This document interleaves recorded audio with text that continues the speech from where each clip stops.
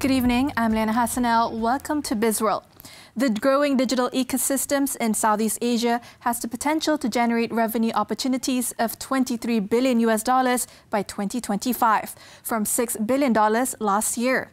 According to EY ASEAN, the development of super apps, which witnessed investments totaling $43 billion between 2016 and 2019 across the region, driven mainly by those with a vast number of population. Some of these other countries are perhaps doing more in the digital ecosystem place than Malaysia, and therefore lesser unicorns and so on because of the size of the market. But it doesn't mean that the Malaysian companies are not actually doing a lot of digitalization themselves. Far from it. I mean, you look at the digital banking licenses and the applicants, they come across a slew of different industries. I think that represents it as well. 5% of the APEC GDP. Liu added that COVID-19 has also significantly accelerated digital transformation across businesses in the region. Between 2016 and 2020, Southeast Asia witnessed technology transactions worth $408.5 billion. Technology areas which saw the most investments are mobile applications, cloud computing, artificial intelligence, big data and analytics, blockchain, and Internet of Things.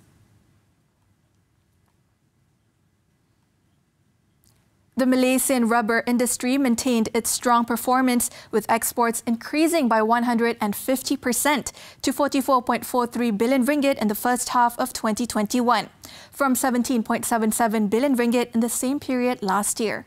The Malaysian Rubber Council said downstream rubber product exports rose 180.2%, accounting for 89.7% of total industry industry exports, driven by strong performance in latex goods, particularly gloves. Gloves products remained the largest export income for the rubber industry, comprising mainly medical gloves. Meanwhile, the gloves subsector expanded more than threefold, or by 210.2% to 36.54 billion ringgit. Latex goods accounted for 93.9% of the exports of rubber products. The Council estimates global demand for rubber gloves in volume terms to maintain a double-digit growth of between 12% and 15% in 2021. MSM Malaysia Holdings is optimistic of exporting 350,000 metric tons of sugar in the current financial year, after securing export contracts worth 65 to 70% of its original 300,000 tons target for the year. This is in line with CGS CIMB Research's forecast of 340,000 metric tons, a 25% year-on-year growth. MSM's higher export volumes would be driven by stronger demand from its largest export destination, Vietnam, which accounts for 50% of its exports, and other countries that have reopened from their respective COVID-19 restrictions. MSM also sees increased demand for its value-added products such as liquid sugar, fine syrup, and premixed products.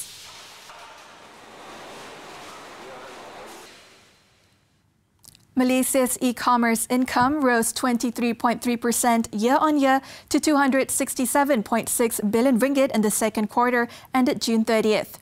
According to the Department of Statistics Malaysia, the strong growth was driven by the manufacturing and services sectors.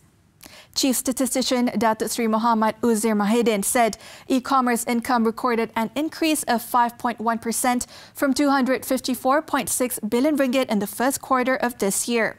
The revenue of the services sector expanded by 20.5% to 404.5 billion ringgit from a year ago, while wholesale and retail trade, food and beverage, and the accommodation segment increased 21.8% to 324.6 billion ringgit.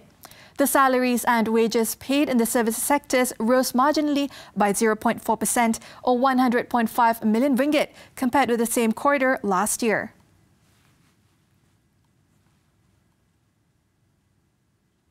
That's all for Bizworld today. I'm Liayana Hassanel. Thank you for watching and keep tuning into TV3.